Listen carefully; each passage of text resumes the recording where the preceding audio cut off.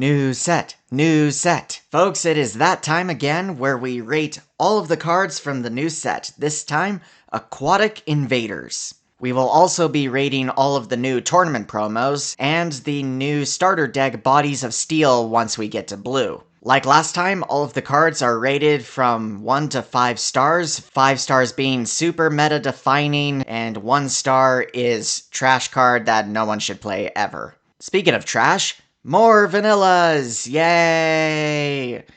I know that these are all for limited purposes, but it doesn't make me dislike them less. Anyway, they all get a 1 star. Although a special note of Scartooth for being a 2-cost-2 reduction red spirit. If it wasn't for the fact that Oviraptidon was just banned, red aggro might have actually been a thing, but no. That's not happening now. But it's something to keep an eye on in the future. Also, a special shout out to both hands. It's a trash card, even for a vanilla, but it gets a 5 star in my heart for the funny name.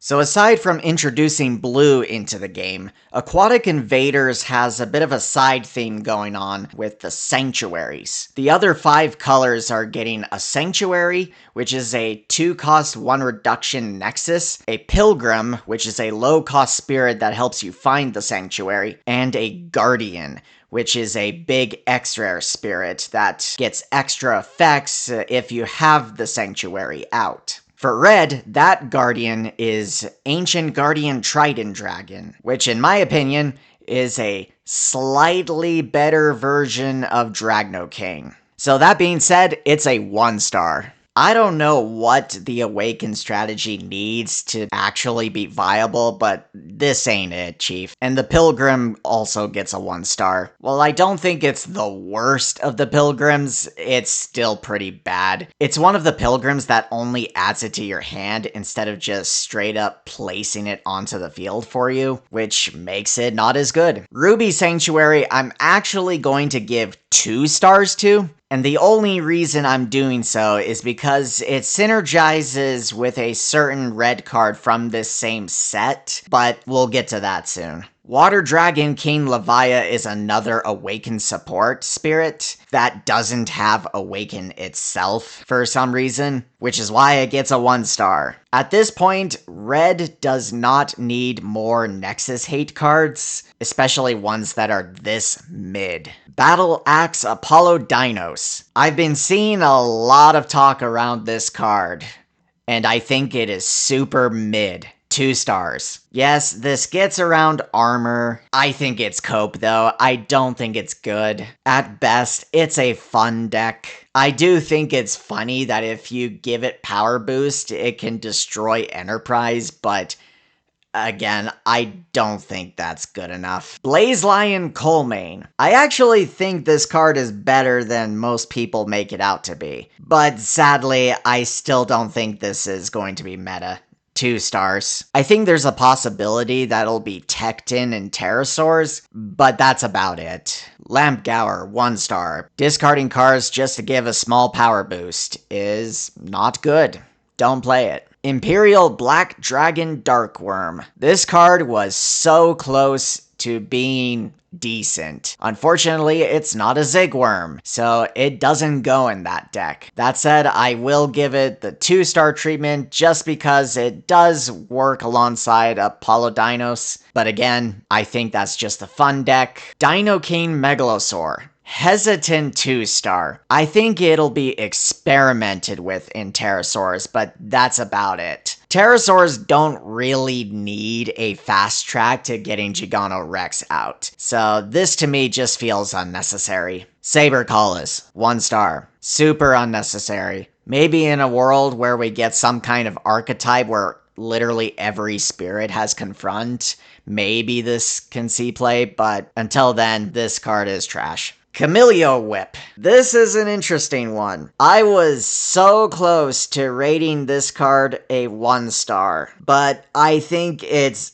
just good enough to actually see play. So I'll give it 3 stars. The fact that you're able to play this going second makes this just good enough. For what it's worth, it's really only good in the early stages of the game. The only reason I'm rating it as highly as I am is because I'm remembering Worker Ant-Man and how I underrated that card last time just because it's a going second card. So I'm giving this one the benefit of the doubt. But let it be known that I will not be surprised if this card ends up not working out. Sword Dragon Emperor Excalibus, 1 star. This is more or less just a worse version of Trident Dragon, and, well, you saw how I rated that card. Zungarip? I think that's how you say it. 1 star. Better version of Dragno Shock Troop does not make Awaken good. But we're getting there, I suppose. Steaming Mountains, 1 star. I don't think you even play this alongside Apollo Dinos. I think it's that bad. Ritual Fire. Actually a good card. 3 stars. I think this will be a tech in red decks. Unfortunately, this not being a flash effect does hurt its viability, in my opinion, but it's still a decent card. Power Boost. Kind of an interesting power boost card, but it's only 2 stars, and that's only because it works well with Apollo Dinos. But there is a possibility that it might be teched in some random decks, but I doubt it. Double Heart. Actually a good card. 4 stars. Ironically though, I don't think this finds its home in red. This will be a nice 1 of, maybe 2 of, in white control to play alongside Derm Dyna. And I'm sure yellow will find some way to play this too, alongside Michaela, and or alongside its unblockable spirits with Genbu, but we'll get to that when we get to that. Now moving on to purple. This was actually kind of difficult. But I think I've placed Nocturna as being a super mid card.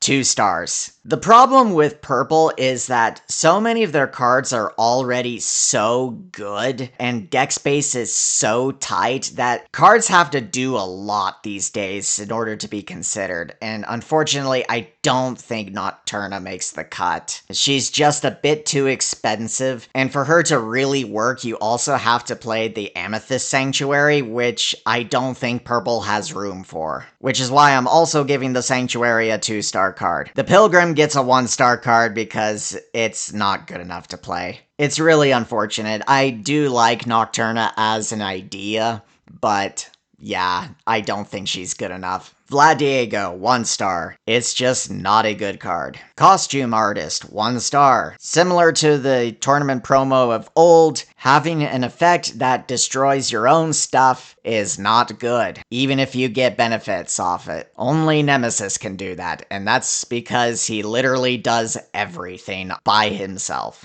Tripedal Bat. Hesitant 3 stars. It's basically a side grade to Boatrictor, which does see play in purple. It's like one of those things where if you want to avoid cards like Burning Force, you play this one as a way to min-max your spirits. Honestly, I wouldn't be surprised if this didn't see play, but I'll give it the benefit of the doubt. Viper Dragon. Surprisingly, I think this card is playable. 3 stars. Though for what it's worth, I think that's only because Lamorak is a card that exists, and you can use Lamorak's effect to recycle this card and get super value off of it. I think there is a world where purple does consider this as a tech card. Maybe I'm just being sucked in by the cool artwork. That is very possible. It wouldn't be the first time, nor will it be the last.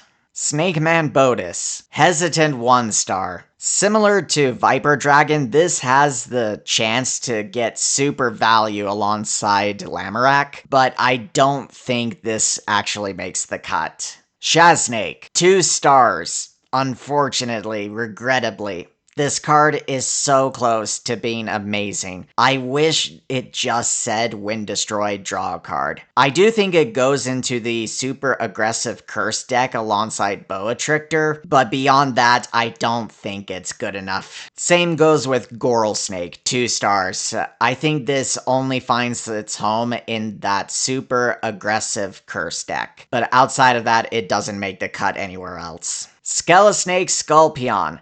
Hesitant 1 star. If you want to exhaust spirits, just play Thorn Prison. That card is so much better and is not dependent on your opponent's board. Dark Knight Boars. A vanilla spirit with Immortal is not good enough. 1 star. And yes, I know that it revives off of Nemesis, but I don't care. It's not good enough. Corpse Knight Velium.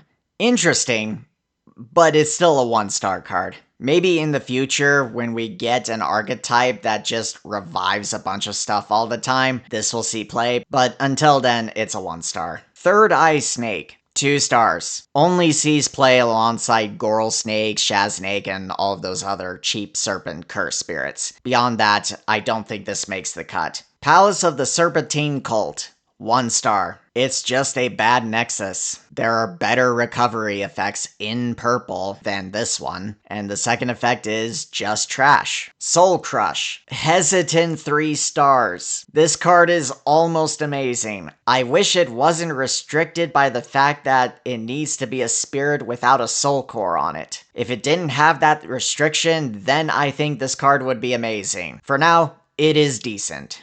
Counter Curse. Funny card, but it's a 1 star. In my opinion, this isn't really a card that curse decks want. You really do not want to 2-for-1 yourself. Plus, the value of curse spirits is on the offensive rather than the defensive. Gather Ingredients, 1 star. In my opinion, Impaler Forest already fills in the niche of trying to recover your purple spirits, and frankly, there just isn't room for this card. Purple already struggles to fit in a bunch of good spells like Thorn Prison and Core Theft. There's no way this is making the cut. I know it seems like I'm being really harsh on this set so far, and I am, but I promise it does get better from here. It's just red and purple really got the short end of the stick this time around, which honestly, I'm okay with. Purple has been a really good color for basically since the beginning of this game, so it's not getting much is fine with me.